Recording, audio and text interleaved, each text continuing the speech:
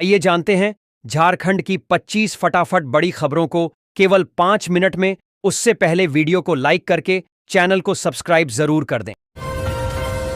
अनेक अनुभवों से भरा रहा है झारखंड के 25 वर्षों का सफर। सीएम हेमंत ने कहा, सरकार आर्थिक, शैक्षणिक और सामाजिक सशक्तिकरण के लिए प्रतिबद्ध। झारखंड विधानसभा के रजत जयंती समारोह में मुख्यमंत्री हेमंत सोरेन ने कहा कि राज्य सरकार आर्थिक, शैक्षणिक और सामाजिक सशक्तिकरण के लिए प्रतिबद्ध है।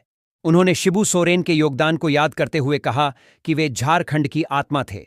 राज्यपाल संतोष कुमार गंगवार ने कहा कि झारखंड का गठन जन आकांक्षाओं की दृष्टि से ऐतिहासिक निर्णय था और जनप्रतिनिधियों को जनता का विश्वास बनाए रखना चाहिए। प्राकृतिक खेती में बहुत फायदे, राज्य सरकार भी देगी इनाम। जानिए विस्तार से। कृषि मंत्री शिल्पी नेहा तिर्की ने कहा कि प्राकृतिक खेती किसानों को समृद्ध करने के साथ मिट्टी की उर्वरता भी बनाए रखती है। झारखंड में 4000 हेक्टेयर भूमि पर प्राकृतिक खेती का लक्ष्य है। किसानों को जैविक और प्राकृतिक खेती के अंतर को समझना होगा। प्राकृतिक खेती से मौसम के दुष्प्रभावों से भी बचा जा सकता है। बेहतर काम करने वाले क्लस्टर को 1 लाख रुपए का इनाम मिलेगा। एजुकेशन ट्रिब्यूनल एक्ट के प्राविधानों को लेकर 5 जजों की पीठ में सुनवाई। झारखंड उच्च न्यायालय में एजुकेशन ट्रिब्यूनल एक्ट के प्राविधानों पर 5 जजों की पीठ ने सुनवाई की।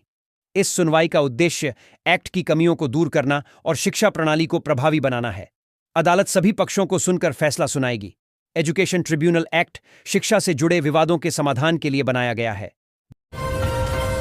बिना काम किए हड़प ली गई 80% राशि। डीएमएफटी में 1100 घोटाला मामले में 28 नवंबर को सुनवाई। झारखंड उच्च न्यायालय में बोकारो डीएमएफटी घोटाले पर सुनवाई हुई, जिसमें 11 अरब रुपये की गड़बड़ी का आरोप है। याचिकाकर्ता ने बिना टेंडर के ठेके देने और 80% राशि हड़पने का आरोप लगाया। उन्होंने प्रदूषण नियंत्रण उपकरणों की खरीद में अनियमितता और सीबीआई जांच की मांग की। अदालत ने सरकार को जवाब दाखिल करने का निर्देश दिया और अगली सुनवाई 28 नवंबर को होगी। झारखंड सरकार का बड़ा फैसला, सरकारी अस्पतालों में अब ट्रांसजेंडरों के लिए अलग से ओपीडी सेवा। झारखंड के स्वास्थ्य मंत्री इरफान अंसारी ने राज्य में ट्रांसजेंडरों के लिए अलग से ओपीडी सेवा शुरू करने का फैसला किया है। सभी सरकारी मेडिकल कॉलेजों और जिला अस्पतालों में यह सुविधा उपलब्ध होगी, जहां उन्हें बिना भेदभाव के सम्मानपूर्वक इलाज मिलेगा। झारखंड में बनेंगे 3 लाख नए ग्रीन राशन कार्ड। पहले आओ पहले पाओ की तर्ज पर होगा काम। झारखंड सरकार ने 3 लाख नए ग्रीन राशन कार्ड बनाने की स्वीकृति दी है। इस फैसले से राज्य के गरीब परिवारों को खाद्य सुरक्षा मिलेगी और उन्हें सस्ते दर पर अनाज उपलब्ध होगा। यह राज्य सरकार द्वारा गरीब और जरूरतमंद लोगों को राहत पहुंचाने का एक महत्वपूर्ण प्रयास है। जैक ने बढ़ाया मैट्रिक इंटर परीक्षा शुल्क। 25% तक की वृद्धि से अभिभावक परेशान, भाजपा ने की वापसी की मांग। झारखंड एकेडमिक काउंसिल जैक ने मैट्रिक और इंटर बोर्ड परीक्षा 2026 के लिए परीक्षा शुल्क में 25% तक की वृद्धि की है। इस फैसले से लगभग 7,50,000 छात्र छात्राएं प्रभावित होंगे। छात्राओं के लिए मैट्रिक शुल्क 1,680 रुपये तक और इंटर शुल्क 1,900 रुपये तक हो गया है। भाजपा ने इस वृद्धि का विरोध किया है और सरकार से इसे वापस लेने की मांग की है, क्योंकि इससे गरीब परिवारों पर आर्थिक बोझ बढ़ेगा। झारखंड विधानसभा की रजत जयंती आज। भव्य समारोह के बीच शहीदों के परिजन और खिलाड़ी होंगे सम्मानित। आज झारखंड विधानसभा अपनी रजत जयंती मना रही है। इस अवसर पर शहीदों के परिवारों को सम्मानित किया जाएगा। एक भव्य समारोह का आयोजन किया गया है, जिसमें सांस्कृतिक कार्यक्रम भी होंगे। राज्यपाल और मुख्यमंत्री भी इस कार्यक्रम में भाग लेंगे। यह आयोजन राज्य के निर्माण में शहीदों के बलिदान को याद करने का एक अवसर है। कोल करप्शन पर ईडी के वार पर जेडीयू का राजनीतिक तीर। आभार मोदी जी। पिक्चर अभी बाकी है। धनबाद में ईडी ने कोयला खनन, तस्करी और ठेका घोटालों को लेकर झारखंड और बंगाल में 40 से अधिक ठिकानों पर छापेमारी की। जदयू नेता ने इसे पीएम मोदी के हस्तक्षेप का परिणाम बताया। सांसद खीरू महतो ने पहले पीएम से अवैध खनन की शिकायत की थी। छापेमारी में करोड़ों की नकदी और दस्तावेज बरामद हुए, जिससे कोयला बेल्ट में हड़कंप है। धनबाद के विधायक राज सिन्हा उत्कृष्ट विधायक। राज्यपाल ने किया सम्मानित। झारखंड विधानसभा में स्थापना दिवस धूमधाम से मनाया गया। इस अवसर पर धनबाद के विधायक राज सिन्हा को उत्कृष्ट विधायक के सम्मान से नवाजा गया। विधानसभा अध्यक्ष ने सभी विधायकों को राज्य के विकास में योगदान देने के लिए प्रोत्साहित किया। 18 से 70 वर्ष तक की सभी महिलाएं पाएं 7,000 रुपये। शुरू हुई बीमा सखी योजना। फटाफट जाने तरीका। महिलाओं के लिए शुरू की गई एक बेहद फायदेमंद योजना है, जिसके तहत 18 से 70 वर्ष की सभी महिलाओं को 7,000 रुपये तक का सीधा आर्थिक लाभ मिलेगा। यह योजना महिलाओं को आर्थिक रूप से मजबूत बनाने, बीमा जागरूकता बढ़ाने और उन्हें रोजगार का अवसर देने के उद्देश्य से शुरू की गई है। सहारा इंडिया रिफंड की नई सूची जारी। ऐसे चेक करें अपना नाम। देश में लाखों परिवारों ने सहारा इंडिया में अपना खून पसीने की कमाई निवेश की थी। सभी को यही उम्मीद थी कि यह पैसा उनके भविष्य को सुरक्षित बनाएगा, पर अचानक कंपनी पर संकट आया और लोगों की पूंजी फंस गई।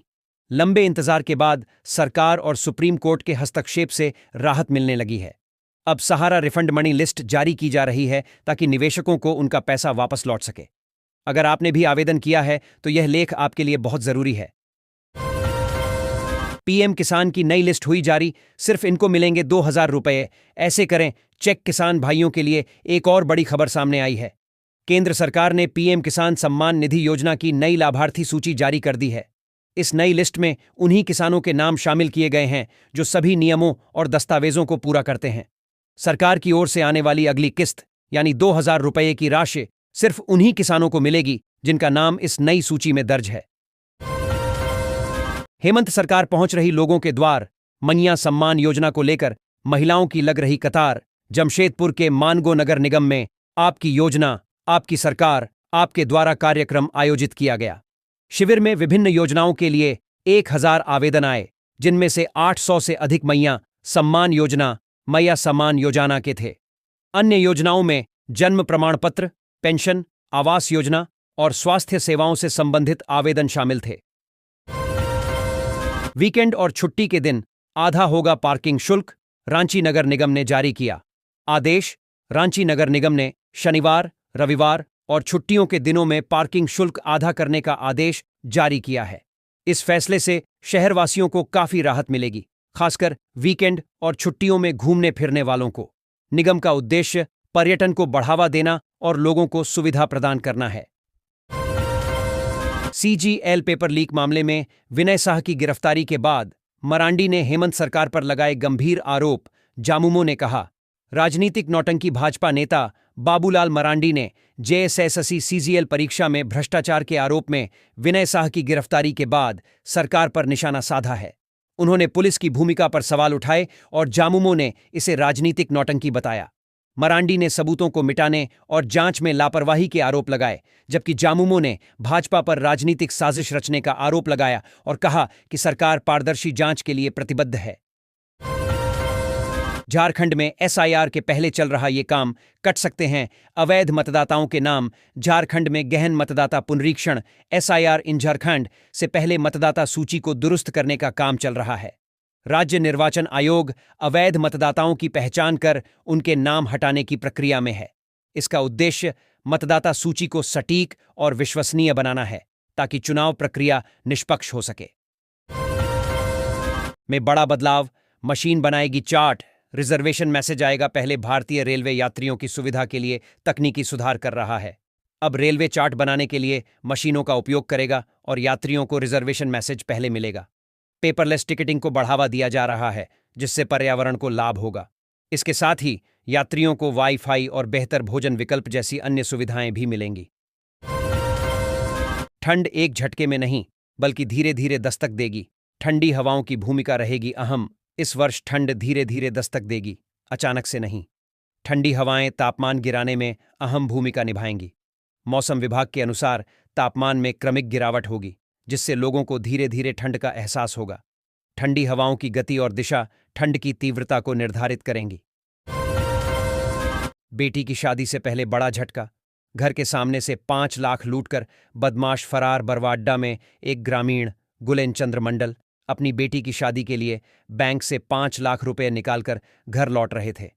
अपराधियों ने उनके घर के सामने ही रुपए से भरा बैग छीन लिया। पुलिस ने मामला दर्ज कर छानबीन शुरू कर दी है। सीसीटीवी फुटेज में संदिग्ध दिखे हैं। धनबाद में ईडी की कार्रवाई जारी।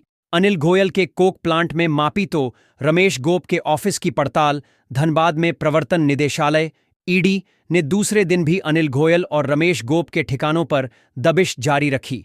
यह कार्रवाई मनी लॉन्ड्रिंग और वित्तीय अनियमितताओं से संबंधित है। ईडी की टीम दोनों आरोपियों से पूछताछ कर रही है और उनके परिसरों की तलाशी ले रही है ताकि महत्वपूर्ण सबूत मिल सकें। कोल माफिया के 44 ठिकानों पर छापेमारी पूरी, 14 करोड़ रुपये नकदी समेत बहुत कुछ मिला। यहां जानिए, प्रवर्तन निदेशालय ईडी ने कोयला के अवैध खनन मामले में झारखंड और पश्चिम बंगाल के 44 ठिकानों पर छापेमारी की। छापेमारी में 14 करोड़ रुपए से अधिक की नकदी, जेवरात, सोने और आपत्तिजनक दस्तावेज बरामद हुए। ईडी ने बताया कि यह छापेमारी अवैध कोयला तस्करी के मामले में दर्ज प्राथमिकी पर आधारित है, जिससे पता चलता है कि सीमा पर एक बड़ा सिंडिकेट सक्रिय है। झारखंड विधानसभा स्थापना दिवस को लेकर यातायात व्यवस्था में हुआ बदलाव, भारी वाहनों के प्रवेश पर रोक। झारखंड विधानसभा स्थापना दिवस पर रांची में विशेष यातायात व्यवस्था लागू की गई है। शनिवार को सुबह 6 बजे से रात 12 बजे तक भारी वाहनों का प्रवेश मुख्य मार्गों पर वर्जित रहेगा। उन्हें रिंग रोड का उपयोग करना होगा। शहर के कई प्रमुख चौराहों पर भी वाहनों की आवाजाही प्रतिबंधित रहेगी। नागरिकों से सहयोग की अपील की गई है।